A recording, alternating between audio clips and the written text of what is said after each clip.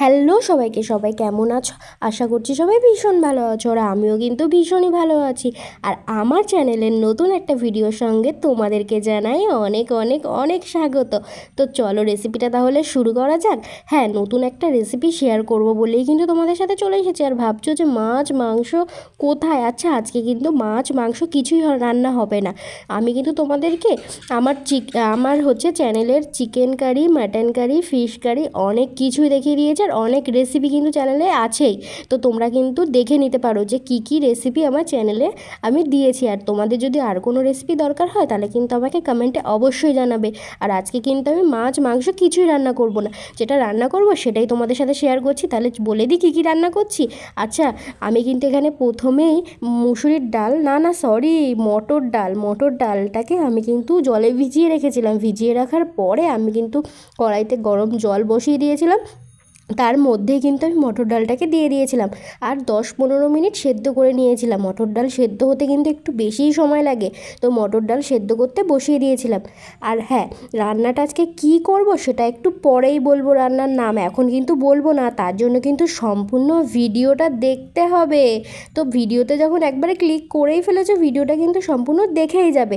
তো ডালটা সেদ্ধ হওয়ার পরে ওই কড়াইতেই কিন্তু আমি বসিয়ে দিয়েছি একটু তেল গরম করতে। তো তেলটা কিন্তু গরম হয়ে গিয়েছে, আর আজকে কিন্তু সম্পূর্ণটাই করব সর্ষের তেলে রান্না। তো তেলটা গরম হয়ে যাওয়ার পরে আমি তেলের মধ্যে দিয়ে দিয়েছি 5 ফোড়ন, আর দিয়ে দিয়েছি শুকনো লঙ্কা। 5 ফোড়নের গন্ধ কার কার ভালো লাগে? আমার কিন্তু ভীষণই ভালো লাগে। এর মধ্যে 5 ফোড়নটা দেওয়ার পরে আর শুকনো লঙ্কাটা দেওয়ার পরে আমি কিন্তু ভালো করে নাড়িয়ে চাড়িয়ে নিয়েছি। ভালো করে নাড়িয়ে চাড়িয়ে লঙ্কাটা যখন একটু ভাজা ভাজা হয়ে গিয়েছে, তারপরেই কিন্তু আমি এখানে দিয়ে দিয়েছি কুচিয়ে রাখা পেঁয়াজ। হ্যাঁ, পেঁয়াজগুলো কিন্তু আমি সরু সরু করে কেটে রেখেছি, সেই পেঁয়াজগুলো কিন্তু দিয়ে দিয়েছি। আর এইখানে দেখো, ফার্স্টেই যেটা দেখালাম, এখানে কিন্তু 2 ধরনের আলু আছে। তো আলু কিন্তু আমি এখানে ব্যবহার করছি এমনি নর্মাল আমরা যে আলু খেয়ে থাকি ওই আলুই, দেখেই বুঝতে পারছো। আর এই যে সাদা সাদা বেশি যেটা লাগছে ওটা হচ্ছে লাল আলু। তোমাদের ওখানে কার মানে কী নামে তোমরা জানো আমি ঠিক জানি না, কিন্তু আমাদের ওখানে কিন্তু লাল আলুই বলে। মানে যে আলুটার গায়ে একটু লাল লাল খোসা থাকে না, ওটাকে কিন্তু আমরা লাল আলুই বলি।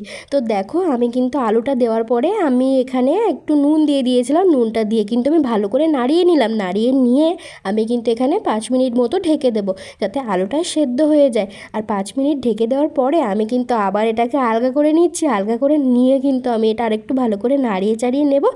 নাড়িয়ে চাড়িয়ে দেখো নিয়েছি, আর আলুটা কিন্তু মোটামুটি সেদ্ধ হয়ে গিয়েছে, কিন্তু প্রপারভাবে পুরোটা সেদ্ধ হয়নি। তো তারপরেই কিন্তু আমি এখানে দিয়ে দেবো লাউ শাক।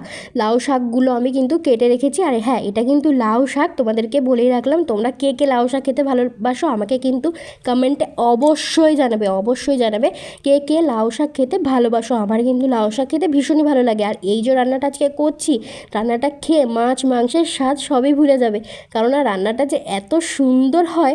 তো তোমরা একবার রান্না করে দেখেই তারপরে কিন্তু বুঝতে পারবে যে রান্নাটা এত সুন্দর হয়। তো দেখো, লাউ শাকটা দিয়ে দিয়েছি, তার মধ্যে কিন্তু আমি দিয়ে দিলাম নুন, আর তার মধ্যে দিয়ে দেবো একটু হলুদ। নুন হলুদটা আমি প্রথমে দেইনি, সেই জন্য কিন্তু আমি নুন হলুদটা দিয়ে দিলাম। নুন হলুদটা দিয়ে কিন্তু আমি ভালো করে নাড়িয়ে নেবো। আর তার আগে কিন্তু দিয়ে দেবো কাঁচা লঙ্কা।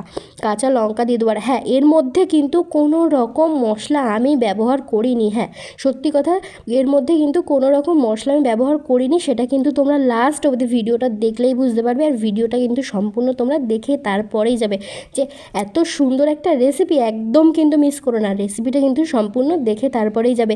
তো দেখো, নুন হলুদটা দেওয়ার পরে আমি কিন্তু ভালো করে একদম নাড়িয়ে চাড়িয়ে নিয়েছি, যাতে নুন হলুদটা তরকারির গায়ে মানে শাকটার গায়ে ভালো করে লেগে যায়। তো দেখো, তারপরে কিন্তু 10 মিনিট ঢেকে দিয়েছিলাম। আর ঢেকে দেওয়ার একটাই কারণ, যে আলু বলো আর ওই শাক বলো যেটা আমি দিয়েছি সবগুলোই যেন প্রপারভাবে সেদ্ধ হয়ে যায়। কারণ প্রথমে কিন্তু আমি বলেইছি আলু কিন্তু সেদ্ধ হয়নি, আলু অল্প সেদ্ধ হয়েছিল। তো সব কিছুই সেদ্ধ হয়ে গিয়েছে। তারপরে কিন্তু আমি যে সেদ্ধ করার ডালটা, ওটা কিন্তু আমি দিয়ে দিলাম। সেদ্ধ করার ডালটা এর মধ্যে দিয়ে দিলাম, দিয়ে কিন্তু আমি ভালো করে মিশিয়ে নিয়েছি। হ্যাঁ, আবারও কিন্তু বলে দিলাম এটা কিন্তু মটর ডাল। মটর ডালটা দেওয়ার পরে ভালো করে কিন্তু মিশিয়ে নাড়িয়ে চাড়িয়ে নিচ্ছি। আর দেখো কতটা সুন্দর লাগছে না দেখতে। আমরা কিন্তু সব সময় চিকেন, মাটন, মাছ সব কিছু খাই, কিন্তু সবজি কিন্তু খুব বেশি খাওয়া পড়ে না, কি তাই তো?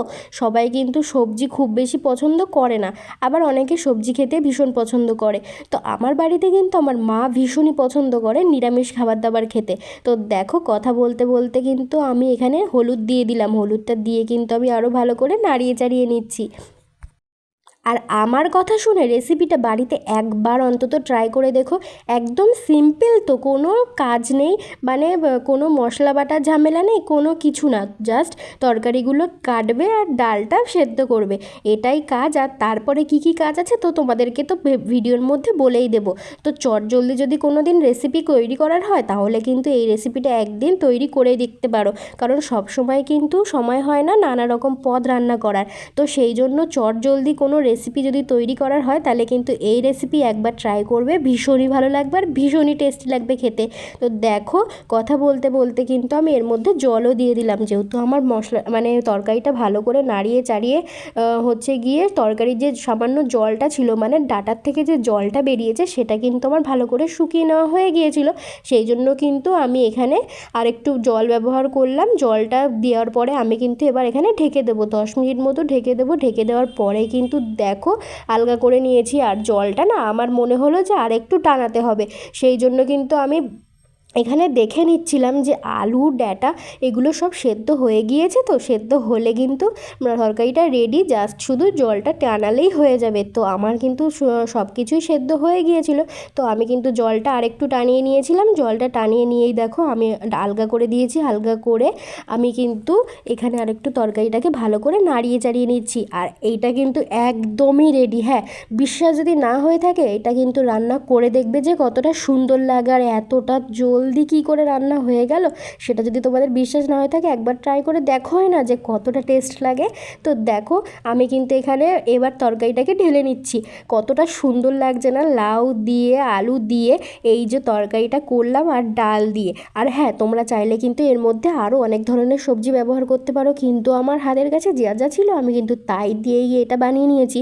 কারণ তো আমি তোমাদেরকে বলেই দিলাম যে বাড়িতে যদি কিছু না থাকে আর মানে কোনো অতিথি চলে আসে তো চটজলদি কিন্তু এটা বানিয়েই দিতে পারো। তো দেখো কতটা সুন্দর লাগছে। আর আজকের ভিডিওটা কেমন লাগলো আমাকে অবশ্যই জানাবে, চ্যানেলটাকে তাড়াতাড়ি সাবস্ক্রাইব করো।